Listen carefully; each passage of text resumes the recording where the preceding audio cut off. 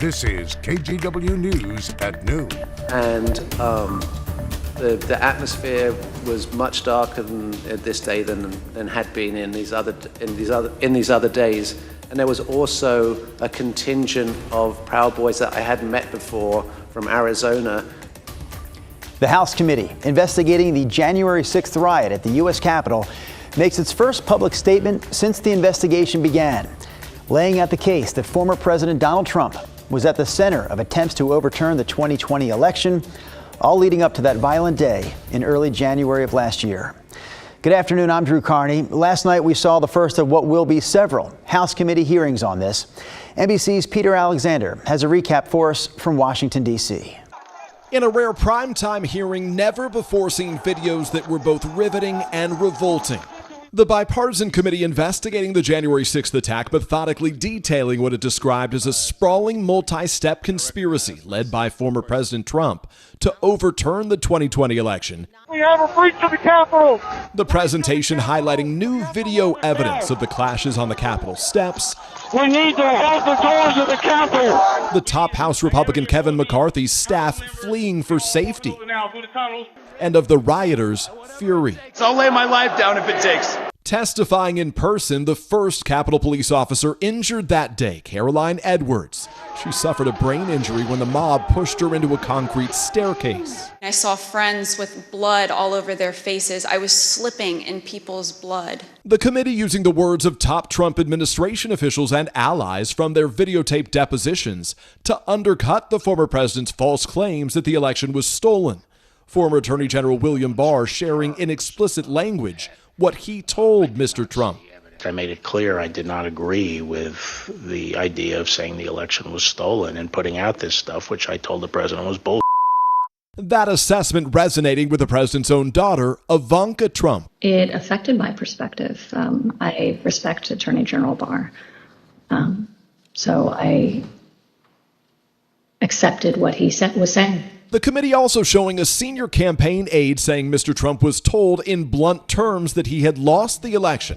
Among the hearing's most jarring revelations, Republican Liz Cheney describing former President Trump's anger, yelling at advisors who urged him to do more to call off the riot. Aware of the rioters' chance to hang Mike Pence, the president responded with this sentiment, quote, "Maybe our supporters have the right idea. Mike Pence, quote, deserves it." And punctuating the night, this montage of rioters explaining why they stormed the Capitol. I did believe, that the election was being stolen, and Trump asked us to come. Again, that was NBC's Peter Alexander reporting. There are several people from the Portland area who face charges stemming from the January 6th insurrection, including father and son Jeff and Jeremy Grace. Those two are set to accept plea deals with federal prosecutors. Both of them were caught on camera inside and outside the Capitol that day. 6 other people from around here were also charged. You can find a full breakdown of all those cases at KGW.com. A local firefighter is back home here in Portland after spending weeks battling wildfires in Arizona and New Mexico. But just after he arrived back home, someone stole his van with very expensive pieces of fire equipment inside. So his van was taken right outside his apartment. We're talking about Jason Starkey. He lives in Southeast Portland. He says the fire equipment was worth up to $10,000.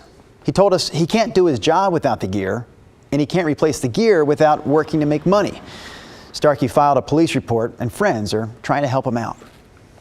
Yes, that makes me very happy because I was starting to lose a little bit of faith in humanity. Starkey is hoping whoever stole his van doesn't destroy it because he says it'll be the hardest thing for him to replace. He also said whoever took the van can actually keep the top-of-the-line camping gear that was inside it. He says he just wants to get the van and the fire equipment back. All right, meanwhile, a longtime caretaker at Portland's International Rose Test Garden in Washington Park is worried that the city is ignoring and neglecting it. His name is Harry Landers. He was curator of the garden for nearly 30 years, but he retired 5 years ago. Since then, he says the garden has fallen into disarray. You can actually see the difference from just the past 7 years. Video from 2015 and the city's website both show clean garden beds, razor straight edging, and thriving plants. But now The grass is long and weeds have taken over. It's like your child. If your child is sick and no one listens, what do? You start raising a lot of fuss. And this was my baby. So we heard from Landers there, but we also wanted to hear from the Parks and Rec Department. In a statement, they said they continue to be challenged by staffing issues and are struggling to bring on seasonal maintenance workers.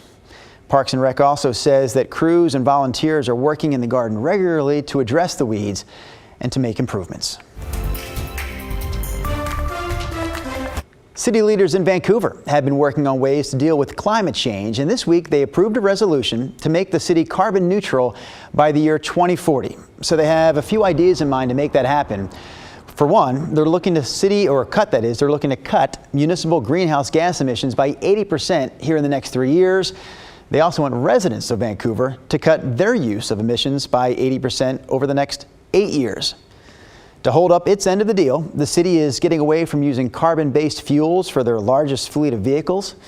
Vancouver will also switch to renewable energy for city buildings and bring renewable power on site.